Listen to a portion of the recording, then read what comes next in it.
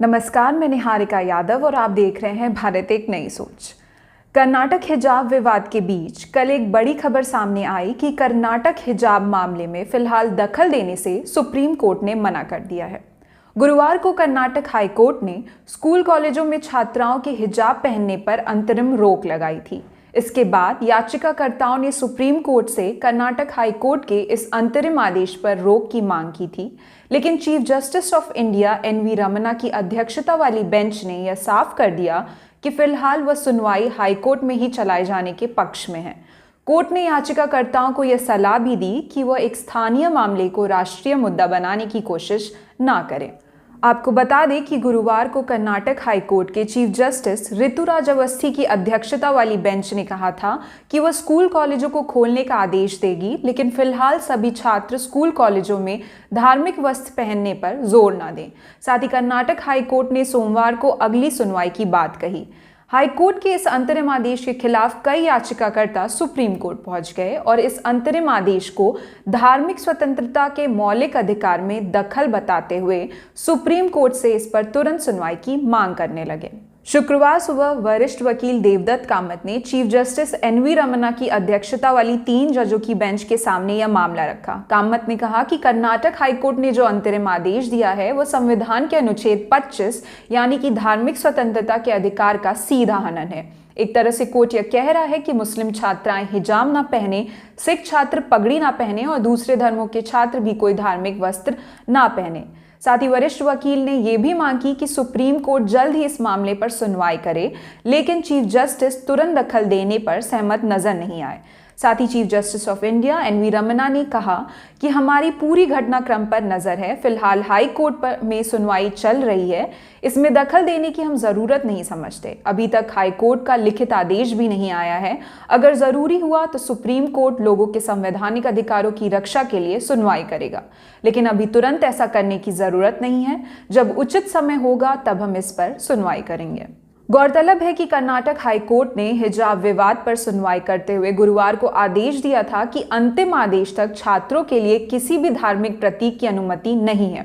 अदालत के इस अंतरिम आदेश के बाद अब स्कूल कॉलेजों में हिजाब और भगवा गमछा दोनों का उपयोग बंद करना होगा। मुख्य न्यायाधीश ऋतुराज अवस्थी, न्यायमूर्ति कृष्णा एस दीक्षित और न्यायमूर्ति काजी ज़ैबुन्निसा मोइनुद्दीन की 3 सदस्यीय पीठ ने यह अंतरिम आदेश दिया था। एक और हिजाब विवाद पर अदालतों में सुनवाई की प्रक्रिया भी चल ही रही है, तो वहीं दूसरी ओर इस विवाद पर देश भर में हंगामा भी बरपा हुआ है। कर्नाटक हाईकोर्ट में बेशक मामला सुनवाई के लिए लंबित है, लेकिन इसके समर्थन और विरोध में प्रदर्शन पूरे देश भर में जारी है। कर्नाटक से निकलकर इस विवाद की लपटें दूसरे राज्यों में भी फैल रही हैं। इनमें उत्तर प्रदेश, पश्चिम बंगाल, दिल्ली, महाराष्ट्र और अन्य राज्य भी शामिल हैं। कर्नाटक की तरह इन राज्यों में भी मुस्लिम लड़कियां क्लास में हिजाब पहनने की मांग कर रही हैं।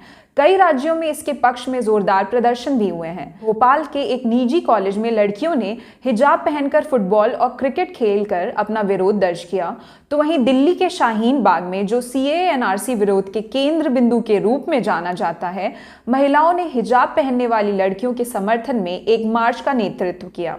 वहीं बुधवार 9 फरवरी को नेशनल कॉन्फ्रेंस के सांसद फारूक अब्दुल्ला, हसनैन मुसैदी और मोहम्मद अकबर लोन ने कर्नाटक सरकार पर हिजाब विवाद को गलत तरीके से संभालने का आरोप लगाते हुए लोकसभा से वॉकआउट किया।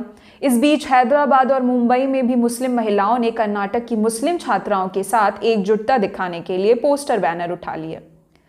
महाराष्ट्र के मालेगांव शहर में शुक्रवार को हिजाब डे मनाया गया। इससे पहले गुरुवार को इसी मसले पर मुस्लिम महिलाओं का एक सम्मेलन भी हुआ था, जिसके बाद पुलिस ने आयोजकों के खिलाफ आपराधिक मामला दर्ज कर लिया। तो वहीं इस प्रोटेस्ट के विरोध में पुणे में हिंदू महासंघ की ओर से हजारों महिलाओं ने केसरिया साड़ी पहनकर जय श्री राम के नारे लगाए। वहीं महाराष्ट्र के बीड़ के चौराहों पर पहले हिजाब और फिर किताब के पोस्टर भी लगाए गए। हालांकि विवाद बढ़ने के बाद इसे हटा दिया गया था। महाराष्ट्र में जारी इन प्रदर्शनों पर गृह मंत्री दिलीप वलसे पाटिल ने राजनीतिक दलों से अपील की कि वे कर्नाटक में हिजाब पर उठे विवाद पर राजनीतिक लाभ के लिए शांति भंग करने या विरोध प्रदर्शन करने से बचें। साथ ही उन्होंने कहा कि किसी अन्य राज्य में हुए घटनाक्रम पर महाराष्ट्र में विरोध प्रदर्शन करना उचित नहीं है।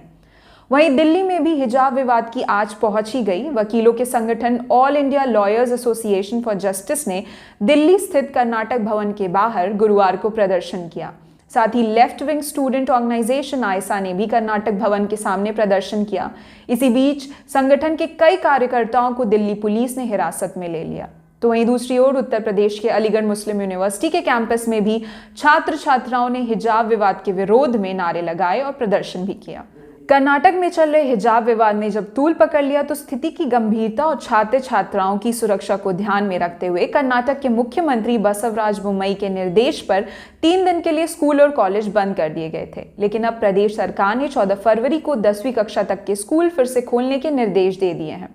इसी क्रम में शुक्रवार को कर्नाटक के 3 शहरों में अर्धसैनिक बलों और पुलिस ने फ्लैग मार्च निकाला। पुलिस ने उडुपी, चित्रदुर्ग और डोडाबल्लापुरा में यह मार्च किया।